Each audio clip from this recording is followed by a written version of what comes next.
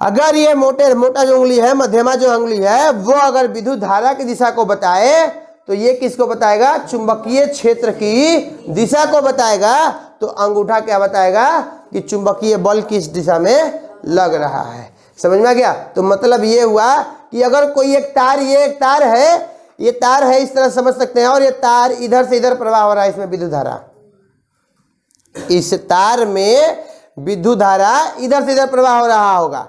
तो अगर इधर प्रवाह हो रहा होगा तो चुंबकीय क्षेत्र किधर लग रहा होगा? इस डायरेक्शन में लग रहा होगा ना। और बल किस दिशा में लगाएगा? अपवर्ड डायरेक्शन में लगाएगा। और ठीक अगर इसी को विद्युत धारा को हम लोग उलट देते हैं इस तरह से, अगर ऐसे जाने लगेगा तो एक किस दिशा में लगेगा? डाउनवर्ड दिशा में लगेगा, निचली दिशा में लगेगा। क्लियर है बात? यह बात किसने बताया? फ्लेमिंग ने बताया। फ्लेमिंग। यहां तक कि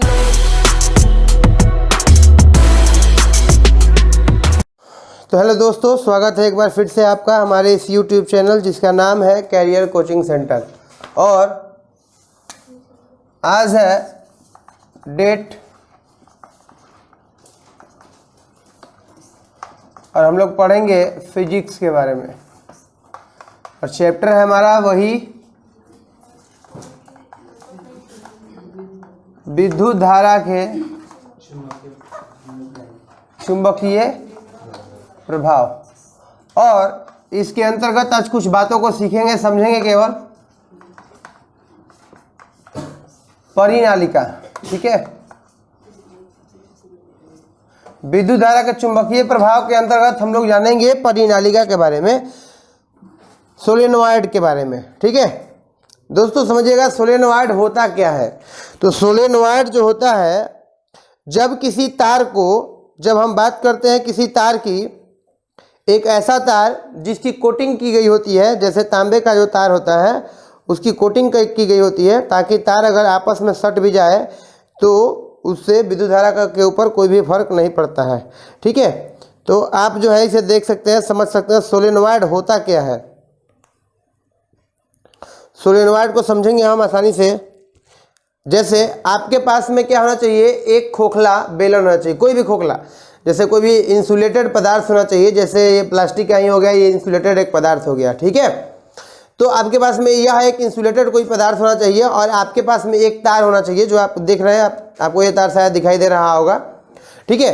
तो आपको करना क्या होगा कि इस खोखले से बेलन के ऊपर इसको इंसुलेटेड तार, इंसुलेटेड खोखले गोले के ऊपर जो इंसुलेटेड जो तार होते हैं, इनको इस तरीके से ऐसे लपेटना होता है, इस प्रकार से ऐसे लपेटना होता है कि इस प्रकार से ऐसे लपेटना होता है कि इसके दो सिरा निकल जाए और ये जो है खोखला एक गोला के रूप में दिखाई दे। जैसे आप देख सकते हो, जैसे हम इसको बाहर निकालेंगे, जैसे हम इसको बाहर निकालें तो आपके सामने क्या दिखाई दे रहा है? इस प्रकार की बनी हुई इस प्रकार की बनी हुई एक आकृति दिखाई देती है, ठीक है। तो इसी को हम लोग क्या बोलते हैं? परिनालिका बोलते हैं। समझ में आ गया बात को? इसको हम लोग क्या बोलेंगे? परिनालिका। ये एक खोखला होता है, खोखला है ना, इसके आसपास में दिखाई दे रहा ना, ये खोखला होता है और इसको परिनालिका कहते हैं। और इसके दो सिरे होते हैं, एक स्टार्टिंग पॉइंट और एक क्या है हमारा? एंड पॉइंट, अंतिम पॉइंट।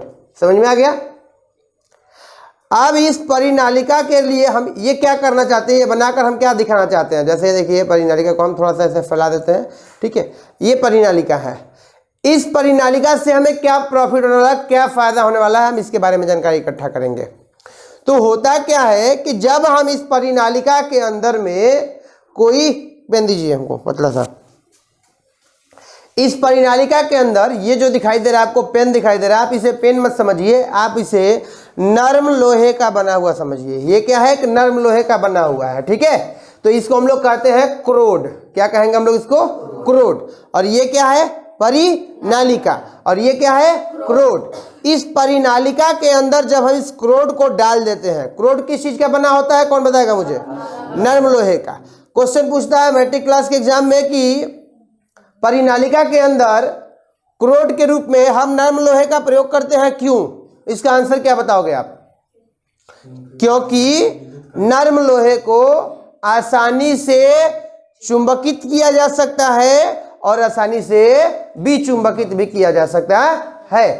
यही कारण है कि अस्थायी चुंबक बनाने के लिए, यानी प्रयोगशाला में जो चुंबक बनाया जाता है, यानी जो मैं अभी चुंबक जो बनाने जा रहा हूं इसको अस्थायी कहते हैं। और ये अस्थायी पर चुंबक जो होते हैं वो नरम लोहे के बनाए जाते हैं, जबकि अस्थायी चुंबक किस चीज के बनाए जाते हैं? इस्पात के या फिर लोहा के। और इस्पात के क्यों बनाए जाते हैं? क्योंकि उसको ना तो हम आसानी से चुंबकित कर सकते हैं और ना ही आसानी से विचुंबकित कर सकते हैं। क्लियर है बात? तो अब ये परिनालिका हो गया, और इस परिनालिका के अंदर जो ये लोहे का बना हुआ, नरम लोहे का बना हुआ क्रोड, जैसे ही हम इसके अंदर डालते हैं, ठीक है, और आपको दिखाई दे रहा होगा यहाँ पर इसके जो दो सिरे दिखाई दे रहे हैं, इन दो सिरों के बीच में जब हम एक विद्युत धारा का प्रवाह करते हैं, बैटरी से विद्युत धारा का प्रवाह करें या इलेक्ट्रिक करंट का हम विद्युत धारा से प्रवाह करें, एसी का सप्लाई अगर हम देते हैं, तो ये जो लोहे का जो क्रोड है, इस क्रोड के अंदर किस चीज के गुण चले आएंगे? चुंबक के गुण चले आएंगे। क्लियर है बात? क्लियर है बात? अगर इस परिनालिका के अंदर जो नरम लोहे का क्रोड है और इसके अंदर जब हम विद्युत धारा का प्रवाह करेंगे, तो ये जो नरम लोहा है ये किस चीज में बन जाएगा? चुंबक का इसके अंदर में गुण चला आएगा। समझ में आ गया? जैसे ये आपको जो है दिखाई दे रहा होगा, इस तरीके से जो हमने तार बनाया, ठीक है, और इसके अंदर हमने क्या डाल दिया? नरम लोहे का क्रोड। और जैसे ही हमने यहाँ पर विद्युत धारा का सप्लाई देना शुरू किया, ठीक है, तो इसका मैग्नेटिक फील्ड पैदा होने लगेगा, इसका भी नॉर्थ पोल और साउथ पोल बनने लगेगा, और यह भी अपने चारों तरफ क्या पैदा करेगा? चुंबकीय क्षेत्र। और सबको पता है चुंबकीय क्षेत्र जब बनता है तो क्या होता है? चुंबक बल लगाता है। समझ में आ गया? क्योंकि चुंबकीय क्षेत्र में कोई भी पदार्थ जब जाएगा तो उसे वो क्या करेगा? अपनी ओर आकर्षित कर लेगा। क्लियर है बात? समझ में आ रहा है? यहाँ तक किसी को कोई दिक्कत है समझने में? परिनालिका समझ में आया? किसी भी खोखले गोले के ऊपर जो है, खोखले बेलन के ऊपर जो है, इस तरह से जब रिंग के रूप में लपेट दिया जाता है, स्प्रिंग के रूप में जब लपेट दिया जाता है और इसके दो सिरे बन जाते हैं, इसे हम लोग क्या कहेंगे? परिनालिका। अब बात करते हैं परिनालिका के अंदर जो ये अस्थायी चुंबक बनेगा, इसके चुंबक के गुण किन किन बातों पर निर्भर करेंगे? परिनालिका के अंदर जो चुंबक हमने बनाया, इस परिनालिका के अंदर डाल करके नरम लोहे को हमने जो चुंबक बनाया, तो इसके गुण किन किन बातों पर निर्भर करेंगे? समझ में आ गया बात? तो किन किन बातों पर निर्भर करता है? तो नंबर एक, फेरों की संख्या। नंबर एक क्या होता है? फेरों की संख्या, मतलब नंबर ऑफ टर्न्स। कहने का मतलब ये हुआ कि जो ये परिनालिका में आप देख रहे हैं मुश्किल से 10 टर्न लगाए गए हैं, तो इस 10 टर्न की जगह पे जब इस तरह का लपेटा अगर हम 100 टर्न देते हैं तो ये चुंबक जो है और अधिक शक्तिशाली हो जाएगा। क्लियर है बात? और 100 टर्न से अगर और आगे बढ़ेंगे और ज्यादा फेरे की संख्या बढ़ा देंगे तो क्या हो जाएगा? वो चुंबक और अधिक शक्तिशाली हो जाएगा। क्लियर है बात? यानी ये जो फेरे जो लगाए गए हैं, अगर इनकी संख्या जो है जितनी ही ज्यादा होगी, ठीक है, तो क्या होता है? उतना ही वो परिनालिका और भी ज्यादा तगड़ा होता है। क्लियर है बात? बात करते हैं नंबर दूसरा, ठीक है। दूसरा नंबर क्या है? विद्युत धारा का परिमाण। विद्युत धारा का परिमाण का मतलब ये हुआ कि जो आप इसके अंदर में एक सेल लगा रहे थे, या यहाँ पर आप जो बैटरी का जो लाइन का जो सप्लाई दे रहे थे, आप जितना ज़्यादा लाइन का वोल्टेज दीजिएगा, जितना ज़्यादा सप्लाई दीजिएगा, आप जितना ज़्यादा इसको सप्लाई दीजिएगा, उतना ही वो तगड़ा चुंबक बनेगा। क्लियर है बात? जितना कम वोल्टेज देकर के चलाइएगा तो वो कम तगड़ा बनेगा, और ज़्यादा वोल्टेज दीजिएगा तो वो ज़्यादा चलेगा। और इस चीज़ का प्रयोग, इस चीज़ का जो है हम जीता जागता उदाहरण अपने घरों में डेली देखते हैं, रोज देखते हैं। ठीक है, जब आपके घरों में जब आपका वोल्टेज जो होता है बहुत ही कम होता है, ठीक है, और आपका फैन चलना होता है तो फैन आपका धीरे धीरे चलता है, और तब आप क्या करते हो, जैसे स्टेबलाइजर का जो है, स्टेबलाइजर को अगर आप तेज कर देते हो, बढ़ा देते हो, तो फैन जो है वो कैसा होने लगता है? और तेजी से चलने लगता है। होता है कि नहीं होता है ऐसा कुछ? तो जब हम लोग वोल्टेज को बढ़ाते हैं स्टेबलाइजर के द्वारा, तो वो पंखा जो होता है और तेज चलने लगता है, चलता है ना। तो होता क्या है, विद्युत धारा का मान जैसे ही बढ़ाते हैं, ये परिनालिका का पूरा उपयोग जो है हमारे फैन में देखने को मिलता है, विद्युत मोटर में भी देखने को मिलता है। समझ गया बात को? विद्युत मोटर का सिद्धांत भी इस परिनालिका पे ही चलता है। तो नंबर 1 क्या हुआ, फेरों की संख्या, दूसरा क्या हुआ, विद्युत धारा का परिमाण, और जो थर्ड होगा वो होगा क्रोड की प्रकृति। क्रोड किस चीज का बना हुआ है, ये इंपॉर्टेंस रखेगा। अगर आपका क्रोड नरम लोहे का बना हुआ रहेगा तो चुंबक जो है तगड़ा बनेगा, और आपका जो है नरम लोहे का नहीं बना रहेगा तो चुंबक जो है तगड़ा नहीं होगा। क्लियर है? यहां तक किन लोगों को दिक्कत है समझने में, मुझे बताइए। किसी तरह का कोई दिक्कत नहीं है? होगा तो आप लोग बताइएगा, ठीक है। अब देखिए होता क्या है, जैसे ये जो हमने परिनालिका देखा हुआ है, तो इस परिनालिका की एक यह खासियत होगी कि विद्युत धारा का जो प्रवाह होगा वो या तो इस साइड से निकलेगा विद्युत धारा, या फिर इस साइड से जाएगा। समझ रहे हो बात को ना? क्योंकि विद्युत धारा जब हम बैटरी की बात करते हैं तो बैटरी का प्रवाह किधर से होता है, प्लस की ओर से होता है या माइनस की ओर से होता है? हमेशा प्लस की ओर से होता है। दिखाई दे रहा ना यहाँ पर, ये बड़ा वाला प्लस होता है ना, प्लस की ओर से होता है। बाय द वे अगर हम इसे बैटरी का कनेक्शन देते हैं इसमें, और प्लस इस साइड से आ रहा है, तो विद्युत धारा इस तरह से बहेगा। समझ में आ गया?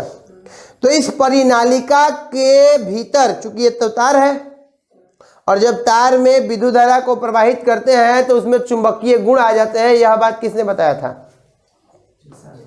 ऑरस्टेड ने बताया था। किसने बताया था? ऑरस्टेड ने बताया था। और बात करते हैं भाई, देखो तुम लोगों को मैं कितनी बार बता चुका हूं और फिर से बताता हूं, 3 लोगों का नाम तुम कहीं मत भूलना।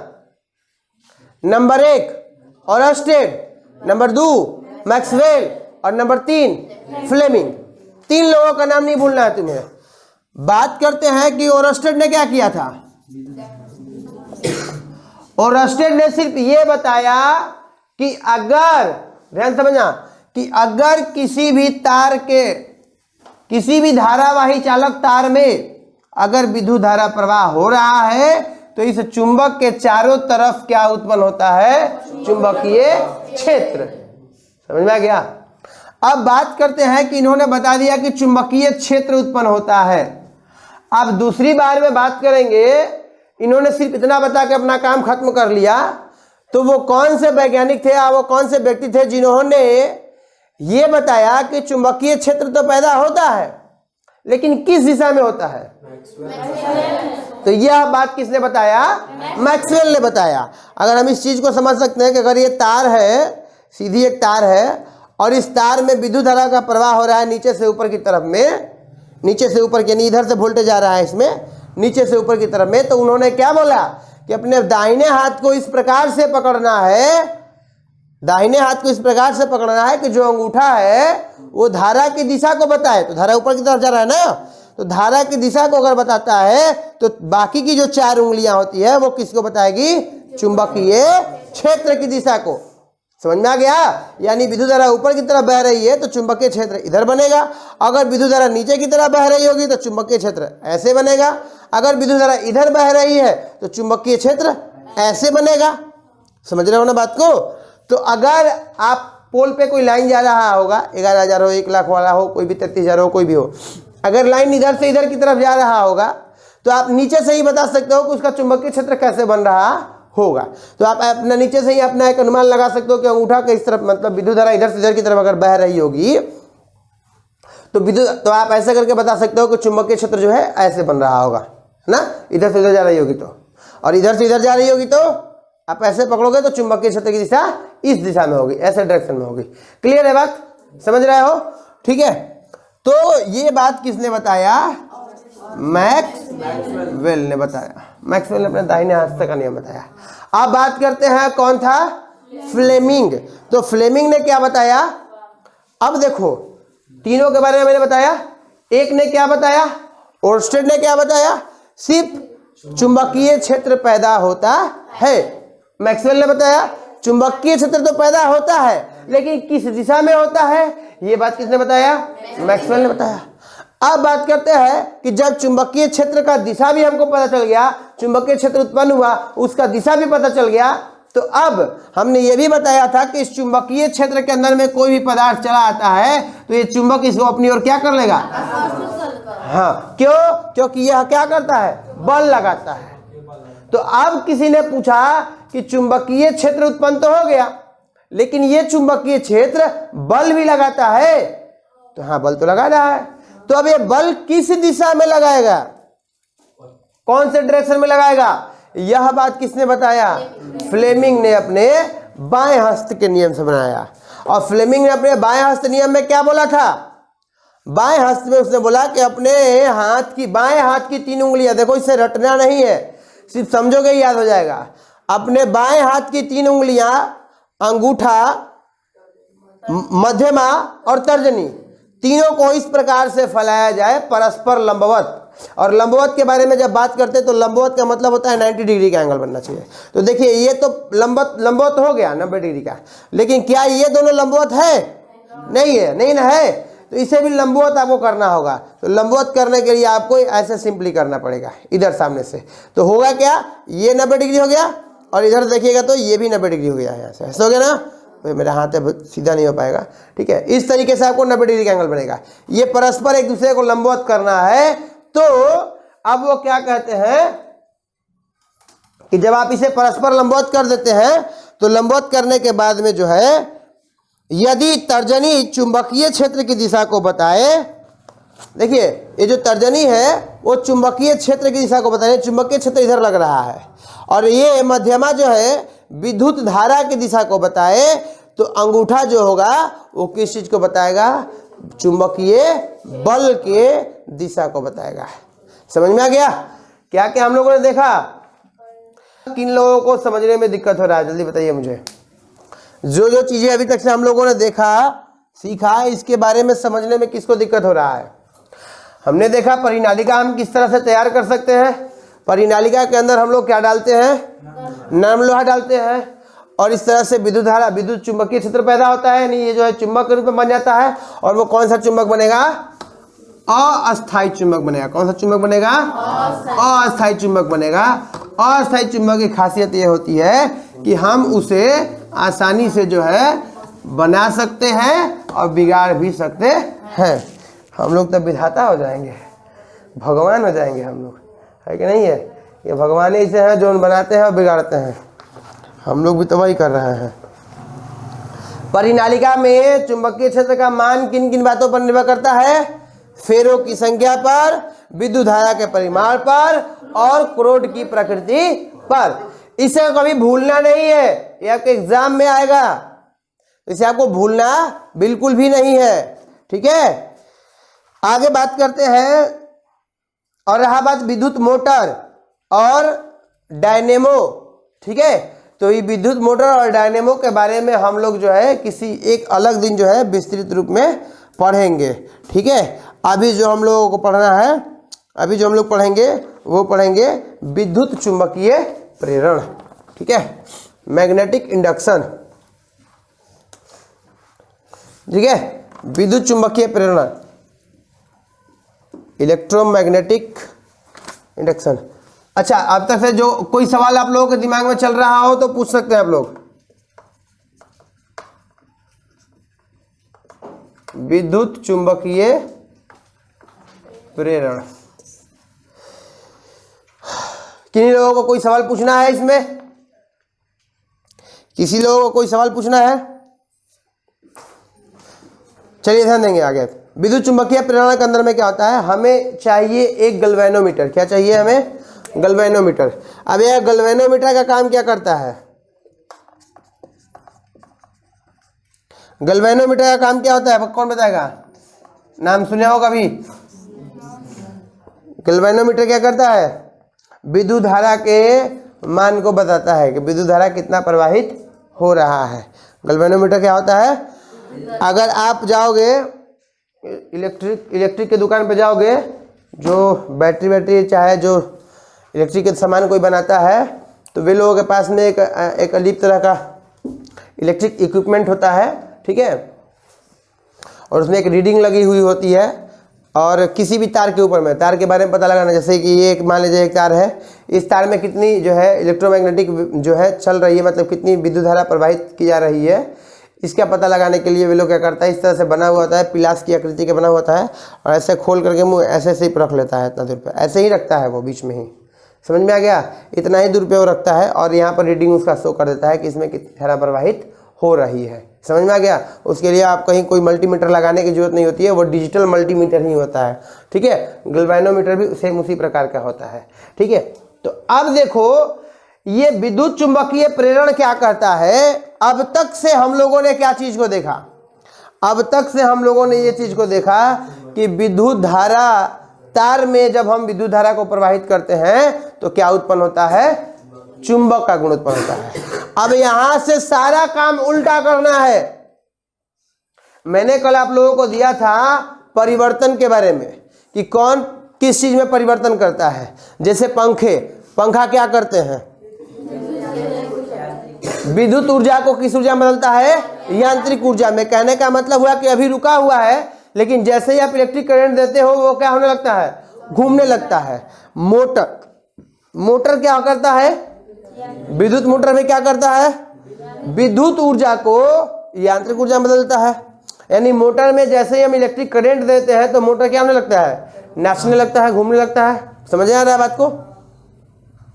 तो इन सब में हमने क्या किया था, पहले विद्युत दिया था और तब वो क्या बन गया, यांत्रिक। अब हम लोगों को क्या करना है, ठीक उल्टा काम करना है। यांत्रिक से क्या निकालना है, हमको विद्युत निकालना है। समझ में आ गया बात को। यांत्रिक ऊर्जा से हमको किस में बदलना है, विद्युत ऊर्जा में। उसके लिए आपको करना क्या होगा, आपको इस तरीके से एक तार लेना होगा। ये तार दिखाई दे रहा होगा, इस तार को लेना है और इस तार की आकृति कुछ इस प्रकार से बनानी पड़ेगी। गोल लूप आपको दिखाई दे रहा है, इस तरह से गोल लूप दिखाई दे रहा है, गोल लूप, ठीक है। आपको ये गोल लूप ले लेना है और इस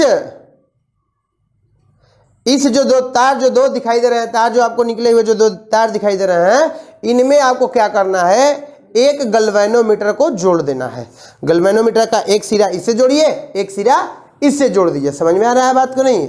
ये क्लोज लूप बनाइए, गोल लूप बनाइए और इसके जो दो सिरे निकल रहे हैं, इन दोनों सिराओं में से गैल्वेनोमीटर के दो तारों को जोड़ दीजिए।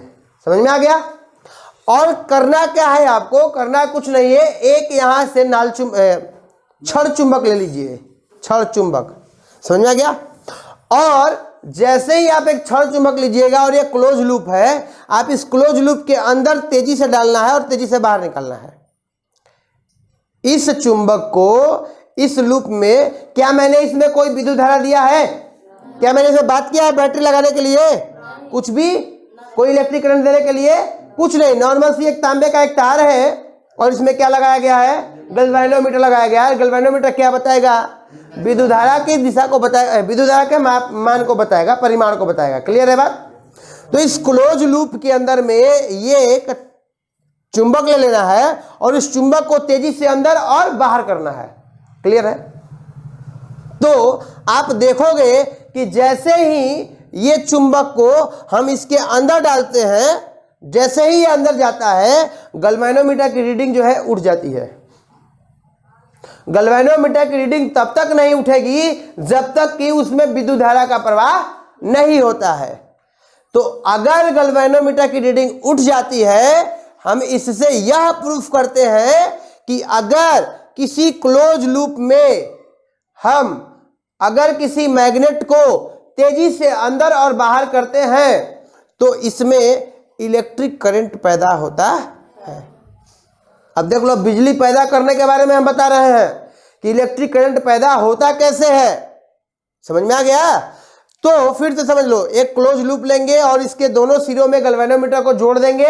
ये जैसे जैसे मैं बोल रहा हूं वैसे वैसे आपको लिखना है। विद्युत चुंबकीय प्रेरण जब आएगा आपको एग्जाम में, तो आपको यह दिमाग में याद आना चाहिए कि ऐसा हमको क्लोज लूप बनाना है। तो आपको एक वृत्तीय लूप बनाना है और इसके दोनों सिरों में एक गैल्वेनोमीटर को क्या कर देना है, जोड़ देना है। ठीक है।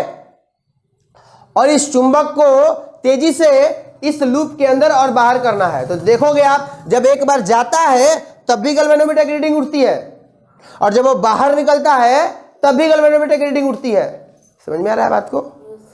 विद्युत धारा का प्रवाह होने लगता है इस तार के अंदर, ठीक है, और यही प्रक्रिया सतत और निरंतर चलती रहती है। तो इस प्रकार से हमें क्या होता है, लगातार धारा जो है इसमें प्रवाहित होती रहेगी और विद्युत धारा बनना शुरू हो जाएगा। समझ में आ गया? इस चीज को आप लोगों ने देख भी लिया होगा, इस चीज को आप लोग देखे भी होंगे जब आप आपके घर में कोई डीसी मोटर है, छोटा वाला मोटर, छोटा वाला जो फैन चलाते हो आप लोग, ठीक है, छोटा वाला फैन को छोटा वाला फैन में जब बैटरी का आप तार देते हो, बैटरी में जब सप्लाई देते हो तब ना उसका फैन घूमता है। अब उसको करना क्या है, उसको सप्लाई नहीं देना है, अब कहना उसको छत पे लेकर चले जाना है पंखी लगा करके उसके अंदर में, और जब तेज हवाएं बहेगी, ठीक है, तो पंखी आपका नाचने लगेगा, नाचेगा ना। जब पंखी नाचेगा तो जिस तार में किसी समय में आप बैटरी जोड़ा करते थे उस तार में से आपको विद्युत धारा प्रवाह होने लगेगा, ठीक उल्टा काम होने लगेगा। समझ में आ गया? तो इस प्रकार से हमें क्या हुआ, हमने क्या देखा इसमें, विद्युत धारा, विद्युत चुंबकीय प्रेरणा के बारे में हमने देखा। और चुंबकीय प्रेरणा के बारे में मैं आप लोगों को बताता हूं। सेम आप लोग देख सकते हो, यहाँ पर एक क्लोज लूप बनाया गया है, उनके दोनों सिराओं में इसको गैल्वेनोमीटर को ऐड किया गया है, और तेजी से चुंबक को जो है अंदर और बाहर किया जाता है, तो गैल्वेनोमीटर की रीडिंग में क्या होता है, अंतर आता है, ठीक है। और कह रहा है कि तब तक यह लूप में, इसको क्लोज लूप जो कहते हैं, इस लूप में तब तक विद्युत धारा प्रवाहित होती रहेगी जब तक से उस चुंबक के बीच में और उस लूप के बीच में जो चुंबक है वो आता जाता रहेगा, यानी आपेक्षिक गति होती रहेगी। जब तक चुंबक अंदर बाहर करता रहेगा तब तक से उसमें विद्युत धारा का प्रवाह होता रहेगा। लिखा है कि लूप में विद्युत धारा उतने ही समय तक प्रवाहित होती है जब तक कि लूप और चुंबकीय के बीच में आपेक्षिक गति होती है। और कहता है कि इस प्रकार से जो विद्युत धारा उत्पन्न होती है, इस धारा को हम लोग कहते हैं प्रेरित धारा, और इस घटना को हम लोग कहते हैं विद्युत चुंबकीय प्रेरण, इलेक्ट्रोमैग्नेटिक इंडक्शन। समझ में आ गया?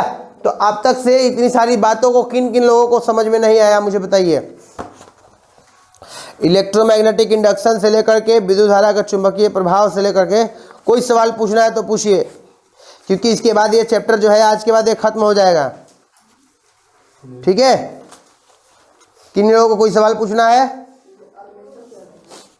आर्मेचर, वो चीज जब आप पढ़ोगे, डायनेमो के बारे में पढ़ाऊंगा, जब मोटर के बारे में पढ़ाऊंगा तब आप लोगों को पता चल जाएगा। आर्मेचर जो होते हैं वो बीच की जो रॉड होती है उसी में आर्मेचर लगे होते हैं, वो ऊपर नीचे करते रहते हैं, ब्रूस जो होते हैं, और ब्रूस की मदद से क्या होता है, जैसे जनरेटर को आप लोगों ने देखा होगा, जनरेटर का कोई जब आगे का डब्बा जो खुला हुआ होता है कभी कभी, तो आप देखोगे कि उसके बीच में नाचता रहता है, दोनों किनारे से ब्रश लगे होते हैं, वहाँ पे तितकी निकलते रहता है, ठीक है, और उसी से विद्युत धारा निकलता है। अल्टरनेटर जिसको बोलते हैं, उसी अल्टरनेटर से ही विद्युत धारा का प्रवाह होता है, ठीक है, तो वो उसके अंदर में पाया जाता है।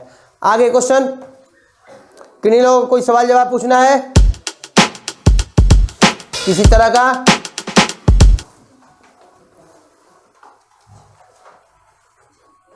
तो आज की क्लास तो खत्म किया जाए, ठीक है। तो चलिए मिलते हैं अगले दिन एक नए टॉपिक के साथ। तब तक के लिए जय हिंद, जय भारत।